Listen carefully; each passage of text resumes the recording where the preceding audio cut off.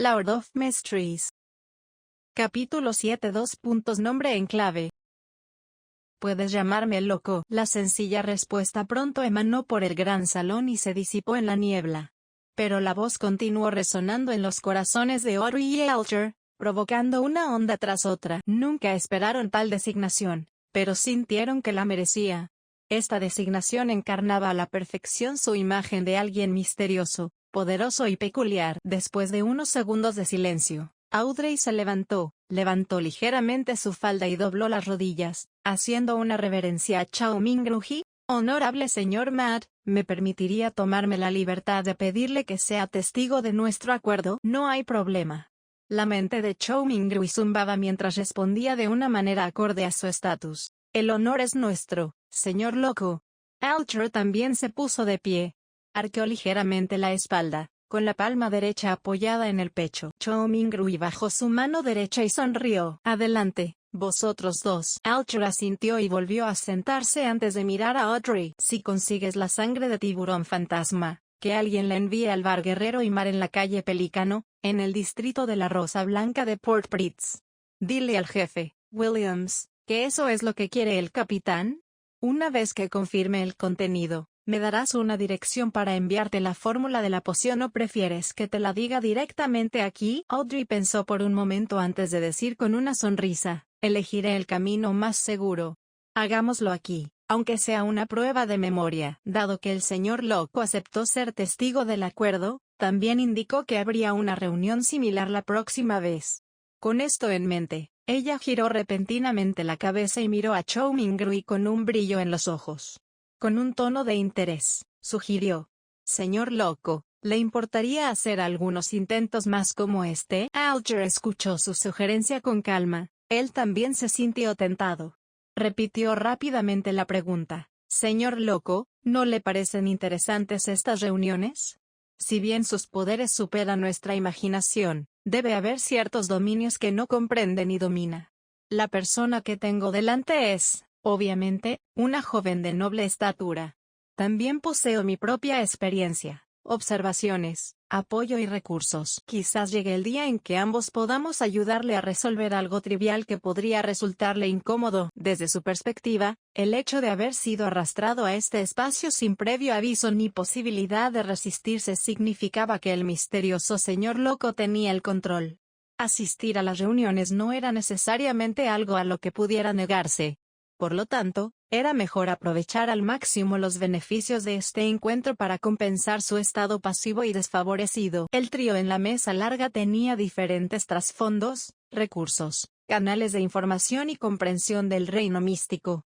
Si interactuaban y disfrutaban de una cooperación mínima, podían producir efectos impredecibles e inconmensurables. El acuerdo de recursos que se acababa de negociar era un ejemplo. Otro ejemplo sería si quisiera matar a alguien. Podría fácilmente pedir ayuda a los miembros de la reunión, quienes parecían no tener ninguna conexión con él, ni superficial ni en la realidad. Podría engañar fácilmente a cualquier investigador. Una joven de noble estatura. ¿Acaso mi porte y mi acento eran demasiado evidentes? Audrey la miró con la mirada perdida, boquiabierta, pero pronto recobró el sentido y asintió sin dudarlo. Señor loco, me parece una gran sugerencia. Mientras estas reuniones se vuelvan regulares, puede dejar ciertas cosas que nos resulten incómodas. Pero, por supuesto, tiene que ser algo que esté a nuestro alcance. Desde el momento en que escuchó la sugerencia, Chao Mingruji ya estaba sopesando los pros y los contras. Más reuniones sin duda le permitirían comprender mejor los secretos de los Beyonders u otros misterios, lo cual sería beneficioso para su regreso. Por ejemplo, era probable que la fórmula de la poción apareciera en la próxima reunión gracias a los espectadores. Asimismo, la información obtenida sin duda le sería útil en su vida actual. Sin embargo, cuanto más reuniones había, más fácil era exponerse. De hecho, independientemente del mundo, no existe nada gratis. Chao Mingruji extendió su mano derecha nuevamente mientras golpeaba suavemente con sus dedos el costado de la larga mesa. Considerando que tenía el control de convocar y despedir las reuniones, cualquier amenaza de exposición estaba bajo su control. Las ventajas superaban claramente a las desventajas, así que Chow Ming-rui tomó una decisión rápidamente. Dejó de tamborilear con los dedos sobre la mesa mientras sonreía ante las miradas anticipatorias y perturbadas de la pareja. Soy una persona que valora el intercambio justo y equitativo. Tu ayuda será recompensada. Todos los lunes a las 3 p.m., intenta estar solo lo mejor que puedas. Después de varios intentos y de resolver las cosas, quizás puedas solicitar una excedencia con antelación. Ya no tendrás que preocuparte por encontrarte en situaciones inapropiadas. Esta fue una forma de estar de acuerdo con las sugerencias de Alger y Audrey. Audrey acababa de cumplir 17 años. Tras haber recibido cuidados durante toda su vida, tenía la personalidad de una jovencita. Por lo tanto, no pudo evitar apretar el puño y golpearlo gradualmente frente a su pecho al escuchar la respuesta de Fuel. Sin esperar a que Alger dijera una palabra, Audrey dijo con entusiasmo, con los ojos brillantes: entonces, ¿deberíamos elegir un nombre en clave para nosotros también? Al fin y al cabo, no podemos usar nuestros nombres reales para hablar. Aunque no pueda engañar al señor loco sobre mi verdadera identidad, la persona que tengo frente a mí representa un peligro. No puedo dejar que sepa quién soy. Buena idea, respondió Chow Ming-rui con sencillez y calma. La mente de Audrey inmediatamente comenzó a zumbar mientras transmitía sus pensamientos tal como le llegaban. ¿Eres el señor loco, que se deriva de las cartas del tarot? Así que, como una reunión a largo plazo, secreta y fija, deberíamos ser uniformes en nuestras designaciones. Sí, también elegiré un nombre de las cartas del tarot. Su tono poco a poco se volvió alegre. Ya lo he decidido. Mi nombre será Justicia. Era una de las 22 cartas del tarot pertenecientes a los arcanos mayores. ¿Y usted, señor? Audrey le sonrió con picardía a su compañero sentado delante. Alger frunció el ceño ligeramente antes de relajarlo nuevamente. El ahorcado era otra carta de los arcanos mayores. De acuerdo, entonces podemos ser considerados los miembros fundadores del Club del Tarot. Audrey fue la primera en decirlo con alegría, solo para mirar con temor a Chow Ming-rui, envuelto en la niebla. ¿De verdad, señor loco? Chow Ming-rui sacudió la cabeza, divertido. Podéis decidir estos asuntos triviales por vosotros mismos. Gracias. Audrey estaba visiblemente emocionada. Después, miró a Alger. Señor colgado, ¿podría repetirme la dirección una vez más? Me temo que me falla la memoria. No hay problema. Alger se mostró muy satisfecho con la seriedad de Audrey mientras repetía el discurso una vez más. Después de repetirlo en silencio para sí misma 3 veces, volvió a decir emocionada: escuché que el emperador Rosella inventó las cartas del tarot como juego. ¿No tienen el poder de adivinar el futuro? No. La mayoría de las veces, la adivinación surge de nuestro interior. Todos tenemos algo espiritual en nuestro interior, lo que nos permite conectar con el mundo espiritual, y con información sobre nosotros mismos a un nivel aún más elevado. Sin embargo, la gente común es incapaz de percibir esto, y mucho menos de interpretar las señales que recibe. Esta información se presenta con la ayuda de herramientas adivinatorias. Les daré un ejemplo sencillo: los sueños y los intérpretes de sueños.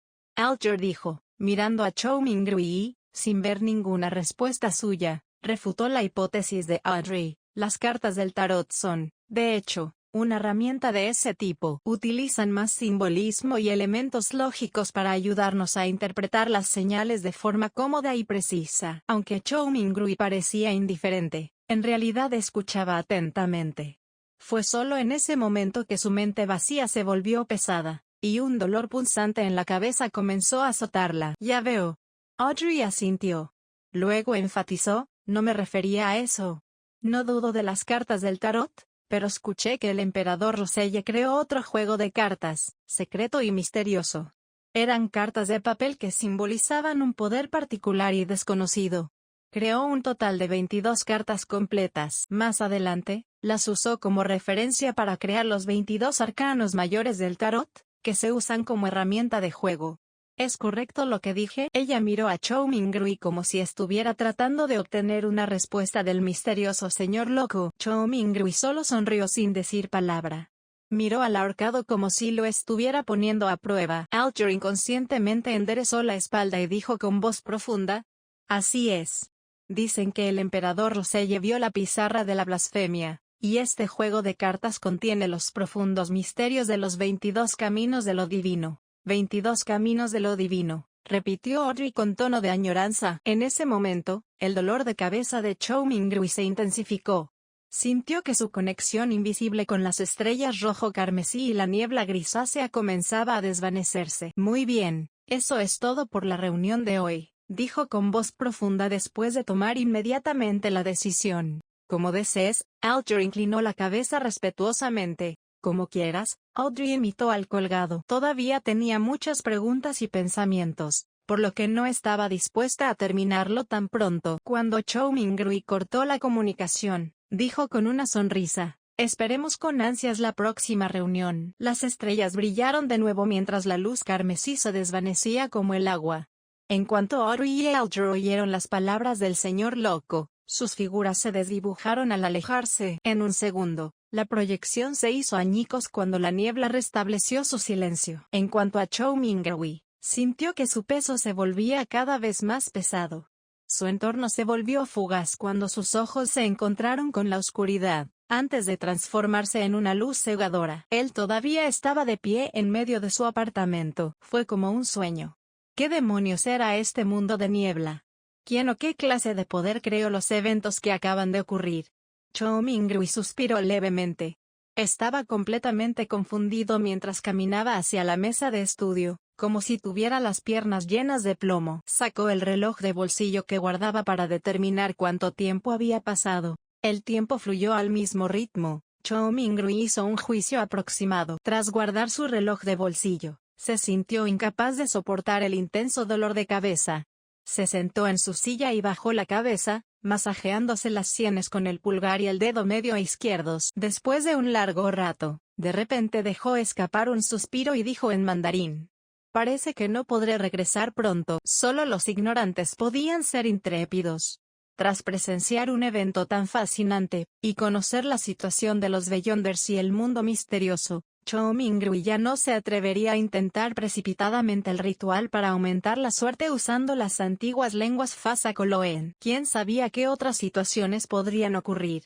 Quizás serían más extrañas, horrorosas o incluso infernales. Por lo menos, solo debería intentarlo cuando tenga una comprensión profunda del misticismo, pensó Chow Mingrui con impotencia. Afortunadamente, la llamada reunión podría ayudarte. Después de otro momento de silencio, murmuró para sí mismo con un tono de disgusto, decepción, agonía y angustia. A partir de este momento soy Klein. Klein hizo todo lo posible para volver a centrarse en sus soluciones y planes para purgar sus emociones negativas. Tal vez podría aprender la fórmula de la poción espectador en secreto. La reunión que acaba de tener lugar es realmente fascinante.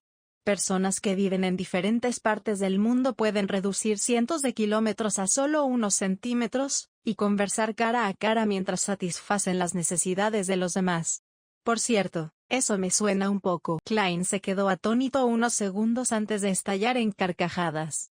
Apretándose la sien, se mofó en voz baja. ¿No era esto una red social? Lord of Mysteries. Capítulo 8. Una nueva era. Zumbido. El viento aullante acompañaba a un aguacero torrencial. El velero de 3 mástiles se balanceaba entre las crestas y los valles de las olas, como si fuera un juguete gigante. El brillo carmesí en los ojos de Alger Wilson se desvaneció. Seguía encubierta, y nada parecía haber cambiado. Casi de inmediato, la peculiar botella de vidrio que sostenía en la palma de la mano se hizo añicos, y el hielo se derritió bajo la lluvia. En cuestión de segundos, no quedó rastro alguno que sugiriera la existencia de aquella maravillosa antigüedad. Un copo de nieve de cristal hexagonal emergió en la palma de su mano, y se desvaneció rápidamente hasta que pareció ser absorbido por su carne, desapareciendo. Alger asintió casi imperceptiblemente, como si reflexionara sobre algo. Permaneció inmóvil y en silencio durante 5 minutos. Se dio la vuelta y caminó hacia la cabaña. Justo cuando estaba a punto de entrar, un hombre con una túnica similar, bordada con rayos, salió del interior. La persona, de cabello rubio claro, se detuvo y miró a Alger. Se llevó el puño derecho al pecho y dijo: «Que la tormenta te acompañe». Alger respondió con las mismas palabras y gestos. No había emoción alguna en su rostro rudo y definido. Alger entró después del saludo y se dirigió al camarote del capitán ubicado en el otro extremo del pasillo. Sorprendentemente, no se encontró con ningún marinero por el camino. Todo el lugar estaba tan silencioso como un cementerio. Tras la puerta del camarote del capitán, una suave alfombra marrón cubría el suelo. Una estantería y un botellero se alineaban en las paredes opuestas de la habitación. Los libros, con sus tapas amarillentas y sus botellas de vino tinto oscuro, tenían un aspecto peculiar a la tenue luz de las velas. Sobre la mesa con la vela había un tintero, una pluma, un par de telescopios de metal negro y un sextante de latón. Detrás del escritorio se encontraba un hombre pálido, de mediana edad, con una gorra de capitán con una calavera. Al acercarse Alger, dijo amenazadoramente, «No me rendiré». «Creo que puedes hacerlo», dijo Alger con calma, tan calmado que parecía que estuviera comentando el clima. «Tú». El hombre pareció quedarse atónito ante la inesperada respuesta. En ese momento, Alger se inclinó hacia adelante y de repente corrió a través de la habitación hasta que solo estuvieron separados por la mesa. Pala. Alger tensó el hombro y extendió su mano derecha para estrangular al hombre. Escamas de pez ilusorias aparecieron en el dorso de su mano mientras reunía locamente más fuerza para estrangular al hombre, sin darle tiempo a responder. Grieta. En medio de la grieta, los ojos del hombre se abrieron mientras su cuerpo fue levantado. Sus piernas se contrajeron furiosamente antes de quedar inmóviles enseguida. Sus pupilas comenzaron a dilatarse mientras miraba sin rumbo. Había un hedor entre sus piernas mientras sus pantalones se humedecían. Mientras levantaba al hombre, Alger se agachó y caminó hacia la pared. Bang. Usó al hombre como escudo y se estrelló contra la pared. Su brazo musculoso era monstruoso. Un agujero se abrió en la pared de madera y entró la lluvia, acompañada del olor del océano. Alger arrojó al hombre fuera de la cabina, directo a las olas gigantes que parecían montañas. El viento continuó aullando en la oscuridad mientras la naturaleza omnipotente lo devoraba todo. Alger tomó un pañuelo blanco y se limpió cuidadosamente la mano derecha antes de arrojarla también al mar. Dio un paso atrás y esperó pacientemente a que llegara la compañía. En menos de 10 segundos, el hombre rubio de antes entró corriendo y preguntó, «¿Qué pasó?» «El capitán escapó», respondió Alger, irritado, jadeando con dificultad. No sabía que aún conservaba algunos de sus poderes de Beyonder. «Maldita sea», maldijo el rubio suavemente. El rubio caminó hacia la abertura y miró a lo lejos. Sin embargo, no se veía nada más que las olas y la lluvia. «Olvídalo, solo era dinero extra», dijo el rubio, saludando. «Aún así, nos recompensarán por encontrar este barco fantasma Tudor. Incluso si fuera un guardián del mar, no se sumergiría apresuradamente en estas condiciones climáticas. El capitán no sobrevivirá mucho más si la tormenta continúa», dijo Alger, asintiendo con aprobación. La pared de madera se estaba reparando a un ritmo perceptible. Miró la pared y subconscientemente giró la cabeza hacia el timón y la vela. Yo estaba perfectamente consciente de lo que estaba pasando detrás de todas las tablas de madera. El primer oficial, el segundo oficial, la tripulación y los marineros estaban ausentes. No había ni una sola persona viva a bordo. En medio de todo el vacío, el timón y la vela se movían misteriosamente por sí solos. Alger volvió a imaginarse a el loco cubierto de niebla y suspiró. Se volvió y miró las poderosas olas, y habló como si estuviera en un ensueño, lleno de anticipación y asombro. Una nueva era ha comenzado. Emperatriz Backlund, capital del reino de Loen. Audrey Hall se pellizcó las mejillas con incredulidad ante su reciente encuentro. Sobre el tocador, frente a ella, el antiguo espejo de bronce se hizo añicos. Audrey miró hacia abajo y vio el remolino carmesí en el dorso de su mano. Era como un tatuaje que representaba una estrella. El carmesí se fue debilitando poco a poco y desapareció de su piel. Solo en ese momento Audrey estuvo segura de que no había sido un sueño. Sus ojos brillaron al sonreír. No pudo evitar levantarse antes de agacharse para levantarse el dobladillo del vestido. Hizo una reverencia al aire y comenzó a bailar con entusiasmo. Era la danza de los antiguos elfos, el baile más popular entre la realeza en aquella época. Ella tenía una sonrisa brillante en su rostro mientras se movía con gracia. Toc, toc. De repente, alguien llamó a la puerta de su habitación. ¿Quién es? Audrey dejó de bailar de inmediato, y preguntó mientras se ajustaba el vestido para verse más elegante. «Mi señora, ¿puedo entrar?», ¿Debe comenzar a prepararse para la ceremonia?, preguntó la doncella de Audrey desde afuera de la puerta. Audrey se miró en el espejo del tocador, y rápidamente borró la sonrisa de su rostro, dejando solo una leve sonrisa. Ella respondió amablemente después de asegurarse de que todo estaba presentable. Adelante. El pomo de la puerta giró y Annie, su doncella, entró. Oh, está roto, dijo Annie al instante cuando vio el viejo espejo de bronce. Audrey parpadeó y dijo lentamente, signo de exclamación abierta, sí. Susie estuvo aquí antes. Seguro que sabes que le gusta causar estragos. Susie era una Golden Retriever, pero no de raza pura. Fue un regalo para su padre, Earl Hall, cuando compró un Foxhound. Aún así, Audrey la adoraba. Debes entrenarla bien, dijo Annie, mientras recogía con habilidad y cuidado los pedazos del espejo de bronce, para no lastimar a su señora. Cuando terminó de ordenar, le preguntó a Audrey con una sonrisa, ¿qué vestido quieres usar? Audrey pensó un rato y respondió, me gusta el vestido que diseñó la señora Guinea para mi cumpleaños número 17. No puedes usar el mismo vestido 2 veces en una ceremonia formal, o otros chismorrerán y cuestionarán la situación financiera de la familia Hall, dijo Annie, moviendo la cabeza en desacuerdo. Pero me gusta mucho, insistió Audrey con dulzura. Puedes usarlo en casa o cuando asistas a un evento menos formal, dijo Annie con firmeza, sugiriendo que no era negociable. Entonces tendrá que ser el que tiene el diseño de loto en las mangas que me regaló el señor Sades hace 2 días, dijo Audrey mientras suspiraba discretamente, manteniendo su dulce sonrisa. Siempre estás tan rico, dijo Annie mientras retrocedía y llamaba hacia la puerta. El sexto degustador. Ah, olvídalo, lo traeré yo misma. Las criadas se pusieron manos a la obra. Había que arreglar el vestido, los accesorios, los zapatos, el sombrero, el maquillaje y el peinado. Cuando estaba casi listo, el conde Hall apareció en la puerta vistiendo un chaleco marrón oscuro. Llevaba un sombrero del mismo color que su ropa y un elegante bigote. Sus ojos azules rebosaban alegría, pero sus músculos flácidos, su cintura ancha y sus arrugas estaban arruinando claramente su hermosa juventud. El tesoro más preciado de Backlund. «Es hora de que nos vayamos», dijo el conde Hall, llamando a la puerta 2 veces. «Padre.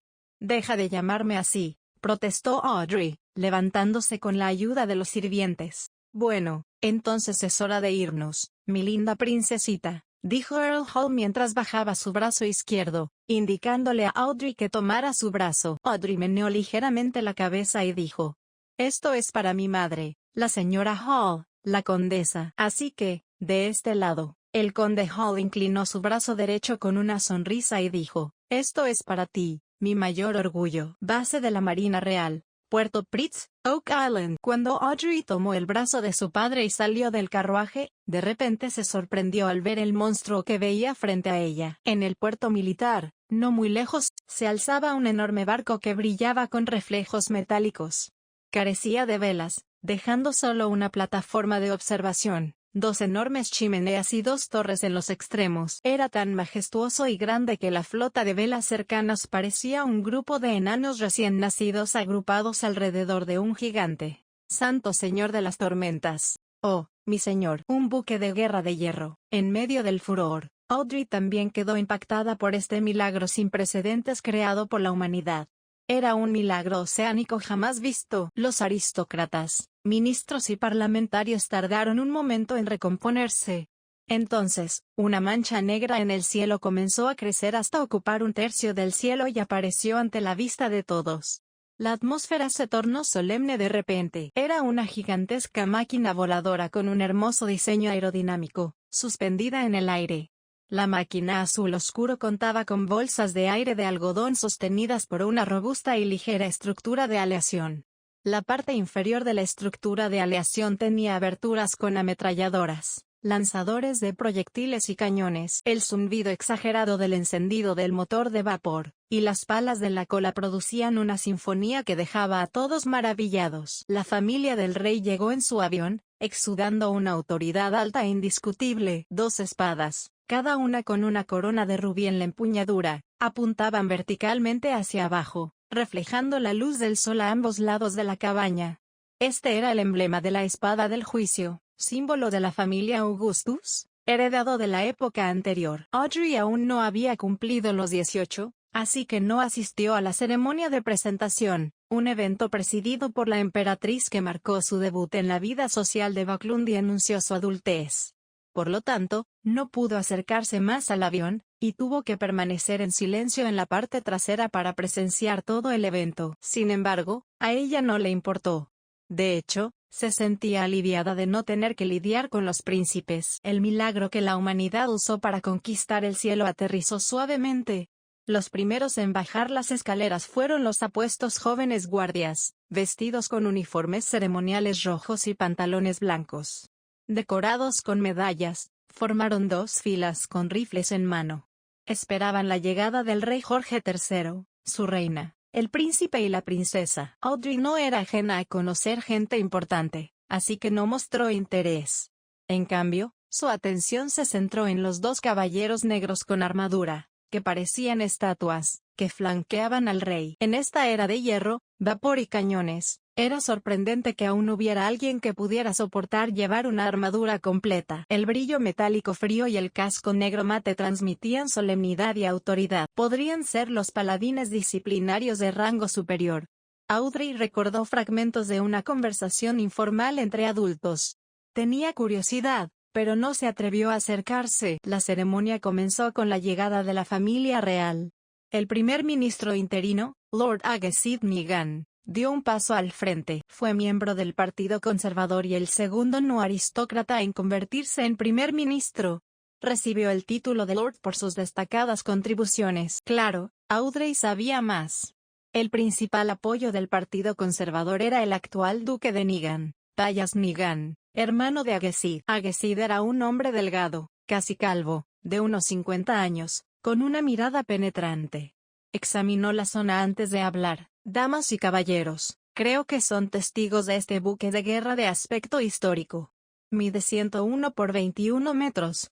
Tiene un impactante diseño de babor a estribor. El casco tiene 457 milímetros de espesor. Su desplazamiento es de 10.060 toneladas. Cuenta con 4 cañones principales de 305 milímetros, 6 cañones de disparo rápido, 12 cañones de 6 libras, 18 ametralladoras de 6 cañones y 4 lanzatorpedos. Puede alcanzar una velocidad de 16 nudos. Será la verdadera potencia. Conquistará los mares. La multitud se emocionó. Las meras descripciones bastaron para infundir miedo, sin mencionar que la realidad estaba justo frente a ellos. Agassiz sonrió y pronunció unas líneas más antes de saludar al rey y preguntar: Su Majestad, por favor dele un nombre. Ya que zarpará del puerto de Pritz, debería llamarse el Pritz, respondió Jorge III. Su expresión reflejaba satisfacción. El Pritz. El Pritz. Las palabras del ministro de Marina y el almirante de la Marina Real se extendieron a todos los soldados y oficiales en cubierta. Todos exclamaron al unísono: el Pritz. Jorge III ordenó a Pritz salir para ser juzgado entre salvas de armas y un ambiente festivo. Una densa humareda salía de las chimeneas. El sonido del motor se oía débilmente por encima del sonido de la sirena del barco. El Juggernaut zarpó de Oporto. Todos quedaron impactados cuando los dos cañones principales de proa dispararon contra una isla deshabitada que se encontraba en su camino. Boom. Boom. Boom. El suelo tembló al tiempo que el polvo se elevaba hacia el cielo.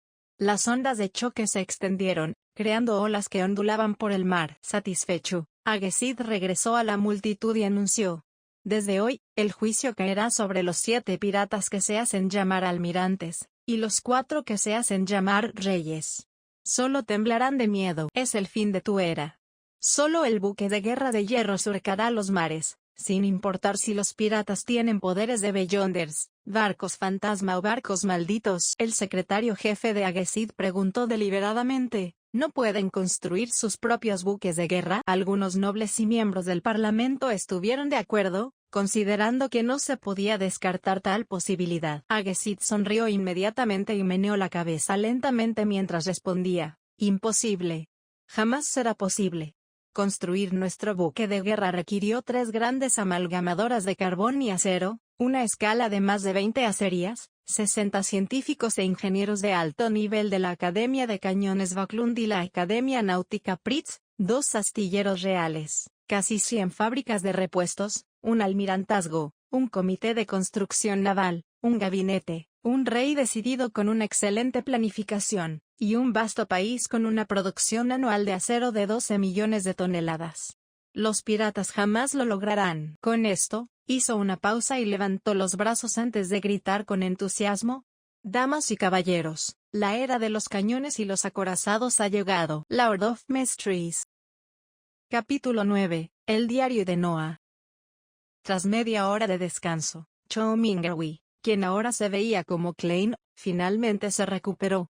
Mientras tanto, descubrió que tenía 4 puntos negros en el dorso de la mano, que formaban un pequeño cuadrado. Estos 4 puntos negros se debilitaron rápidamente y desaparecieron, pero Klein sabía que todavía estaban ocultos dentro de su cuerpo, esperando ser despertados. 4 puntos formando un cuadrado corresponden a los 4 alimentos básicos en las 4 esquinas de la habitación.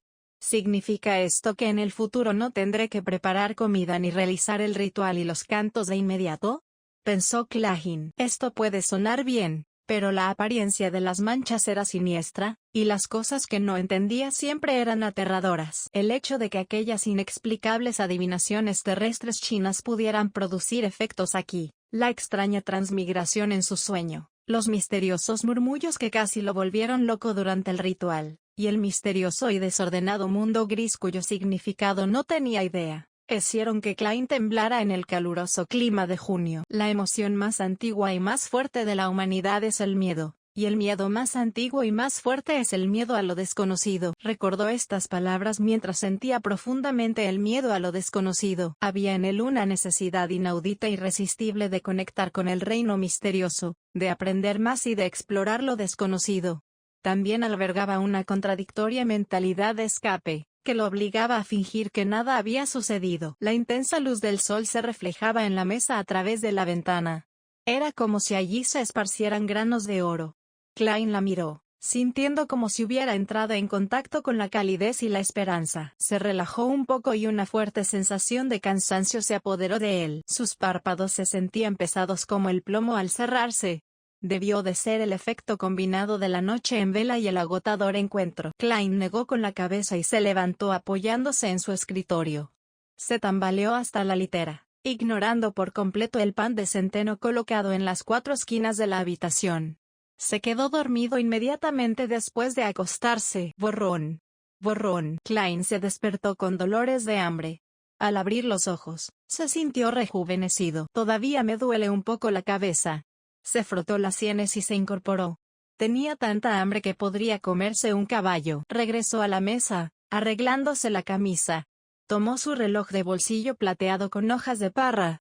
La tapa del reloj de bolsillo se abrió y el segundero se movió. Las 12:30. Dormí 3 horas.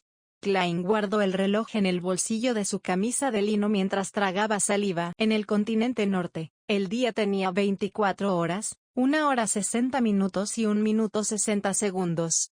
Klein desconocía si cada segundo transcurría al mismo ritmo que en la Tierra. En ese momento, ni siquiera podía pensar en términos como misticismo, rituales o el mundo gris. Su mente estaba ocupada en una sola cosa: comida. Se quedaba pensando hasta después de comer. Solo entonces podía trabajar. Klein agarró el pan de centeno por las 4 esquinas, y le quitó las pequeñas partículas de polvo sin dudarlo. Planeaba convertir una de ellas en su almuerzo. Decidió comer las ofrendas porque solo tenía 5 centavos, y en su pueblo era tradición comerlas. Al fin y al cabo, el pan no había cambiado notablemente. Era mejor ser frugal. Por supuesto, la memoria y los hábitos que dejó el Klein original también jugaron un papel. Era un desperdicio enorme usar gas caro solo para iluminar la habitación. Así que Klein agarró la estufa e hirvió agua después de añadir carbón. Caminaba de un lado a otro mientras esperaba. Cualquiera se ahogaría con pan de centeno sin agua. ¡Ay, Dios mío! La vida cenando solo carne va a ser terrible. No, espera, esa es una excepción. Melissa solo permitía que nuestras comidas tuvieran carne 2 veces por semana, si no fuera por mi entrevista. Pensó Klein, mirando a su alrededor con hambre. No tenía nada mejor que hacer. Sus ojos parecieron volverse codiciosos cuando posó la vista en la libra de cordero que había en el armario. No, Necesito esperar a Melissa para que podamos comer juntos, pensó mientras negaba con la cabeza, y rechazaba la idea de cocinar la mitad ahora. Aunque salía a comer a menudo, desarrolló algunas habilidades culinarias básicas gracias a vivir solo en una gran ciudad. Sus platos no eran deliciosos, pero al menos eran comestibles. Klein le dio la espalda para que la oveja no lo sedujera. Entonces, de repente, se dio cuenta de que también había comprado guisantes y patatas esa mañana. Papas. A Klein se le ocurrió una idea enseguida. Regresó rápidamente al armario y cogió 2 patatas de un pequeño montón. Primero limpió las patatas en el baño público, y las puso en una olla para hervirlas con agua. Después de un rato, añadió una pizca de sal gruesa amarilla del recipiente de especias que encontró dentro del armario. Esperó pacientemente unos minutos antes de levantar la olla y verter la sopa en varias tazas y un tazón. Sacó las papas con un tenedor y las puso sobre la mesa. Sopló sobre la papa mientras la pelaba trocito a trocito. El aroma a papa cocida inundaba el aire, un olor muy apetitoso. Salivaba descontroladamente, el calor era incontenible. Klein le dio un mordisco, aunque solo tenía la mitad de la papa pelada. ¡Qué fragante! Tenía una textura polvorienta y un sabor dulce al masticarla. Se llenó de entusiasmo al instante y devoró ambas papas.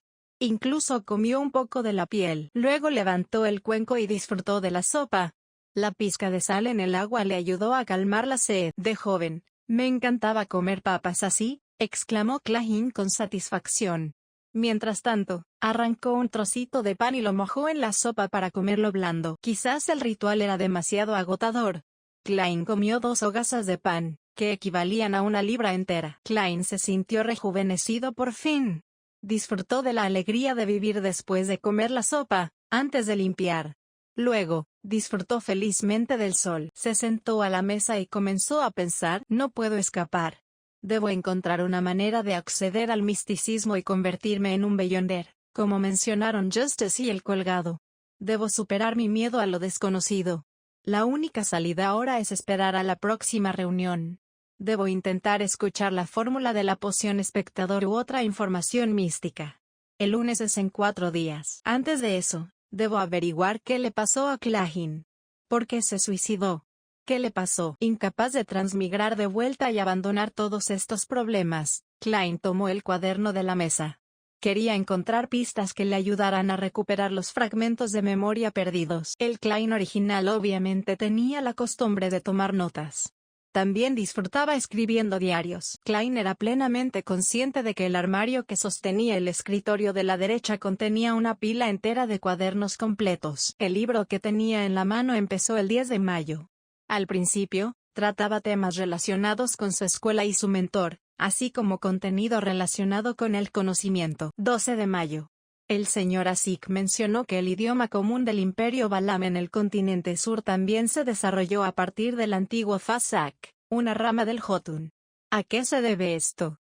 ¿Significa que todos los seres sintientes alguna vez hablaron el mismo idioma?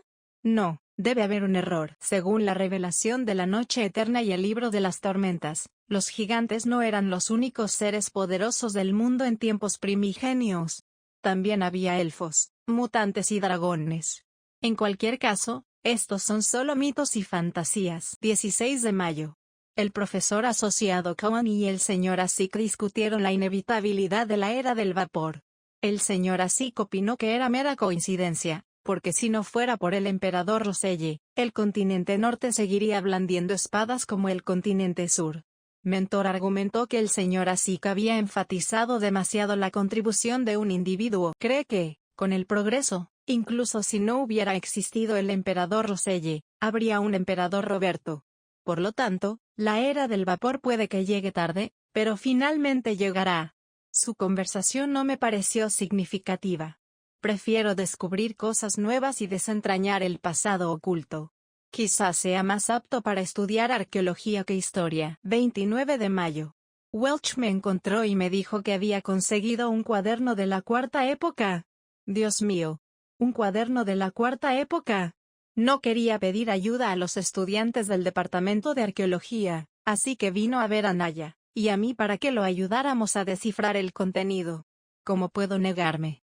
Claro, Solo puedo hacerlo después de mi defensa de graduación. No puedo permitirme distracciones a estas alturas. Esto llamó la atención de Klein. Comparado con las notas históricas y las opiniones discrepantes, la aparición de un cuaderno de la Cuarta Época podría haber llevado a Klein al suicidio. La Cuarta Época fue el período anterior a la actual Edad de Hierro. Su historia era misteriosa e incompleta. Dado que se habían encontrado muy pocas tumbas, ciudades antiguas y registros, los arqueólogos e historiadores solo podían referirse a los registros ambiguos proporcionados por las 7 iglesias principales, centrados en sus enseñanzas religiosas, para formarse una idea aproximada del original. Conocían el Imperio Salomónico, la dinastía Tudor y el Imperio Trunzoest. Tras decidir resolver el misterio y restaurar la historia, Klein mostró poco interés en las 3 primeras eras, cuyas raíces se acercaban más a la leyenda. Le interesaba más la Cuarta Época, también conocida como la Era de los Dioses. Entonces Klein estaba preocupado por su futuro profesional, y por eso se centró en la entrevista. Pero todo fue en vano, exclamó Klein sin poder evitarlo. Las universidades aún eran muy escasas, y la mayoría de los estudiantes provenían de familias nobles o adineradas. Siempre que no adoptara una postura extremista, un plebeyo admitido en la universidad habría podido forjar valiosas conexiones sociales mediante debates y eventos grupales, a pesar de los prejuicios y la exclusión arraigados en los círculos sociales. El generoso Welch McGovern fue un excelente ejemplo. Era hijo de un banquero de Constant, Midseashire, reino de Loen. Solía pedir ayuda a Naya y Klein, ya que siempre estaban en el mismo grupo de trabajo. Sin pensarlo más, Klein continuó leyendo el cuaderno. 18 de junio. Me gradué. Adiós, Universidad Coy. 19 de junio. Vi el cuaderno. Al comparar la estructura de las oraciones y las raíces, descubrí que es una forma modificada del antiguo Fasak. Más precisamente, a lo largo de sus 1000 años de historia, el Fasak ha cambiado constantemente, poco a poco. 20 de junio. Desciframos el contenido de la primera página. El autor pertenecía a una familia llamada Antígono. 21 de junio. Mencionó al emperador oscuro. Esto es anacrónico en relación con la fecha en que se supone que se escribió este cuaderno. ¿Se equivoca el profesor? ¿Es emperador oscuro un título común para todos los emperadores del Imperio Salomónico? 22 de junio. La familia Antígono aparentemente ocupaba un alto cargo en el Imperio Salomónico. El autor menciona que estaba realizando una transacción secreta con un tal Tudor. ¿Tudor? ¿Está emparentado con la dinastía Tudor? 23 de junio. Estoy intentando dejar de pensar en el cuaderno y de ir a casa de Welch. Necesito prepararme para la entrevista. Es muy importante. 24 de junio. Naya dijo que encontraron algo nuevo. Creo que tengo que echarle un vistazo. 25 de junio. Basándose en el contenido recién descifrado, el autor ha aceptado una misión para visitar la Nación de la Noche Eterna, situada en la cima del pico más alto de la cordillera Ornasis. Dios mío, ¿cómo puede existir una nación en la cima de un pico a más de 6.000 metros sobre el nivel del mar? ¿Cómo sobreviven? 26 de junio. ¿Son reales estas cosas extrañas? El texto termina en este punto. Cho-Mingru transmigró en la madrugada del día 28, lo que significa que había una entrada para el 27 de junio. ¿Qué es esa línea? Todos morirán, incluyéndome a mí. Klein pasó a la página que había visto por primera vez al llegar, sintiendo escalofríos al hacer la deducción. Para resolver el misterio del suicidio original de Klein, pensó en visitar a Welch y echar un vistazo al viejo cuaderno. Sin embargo, con su amplia experiencia con novelas, películas y series de televisión, sospechaba que, si realmente estaban relacionadas, tal visita sería muy peligrosa.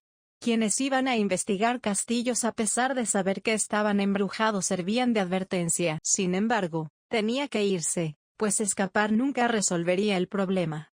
Solo empeoraría las cosas, hasta que se desbordara y lo ahogara por completo. Quizás llamar a la policía. Pero alegar suicidio sería una tontería, ¿no? Golpear, toc, toc. Se oyeron una serie de golpes rápidos y fuertes. Klein se enderezó y escuchó. Golpear, toc. Toc. Los golpes resonaron en el pasillo vacío. Gracias por llegar hasta el final de este relato. Si querés escuchar más historias oscuras y épicas, suscríbete y activa la campanita. Y recordá, yo soy el lector silencioso, y siempre tengo un relato más para vos.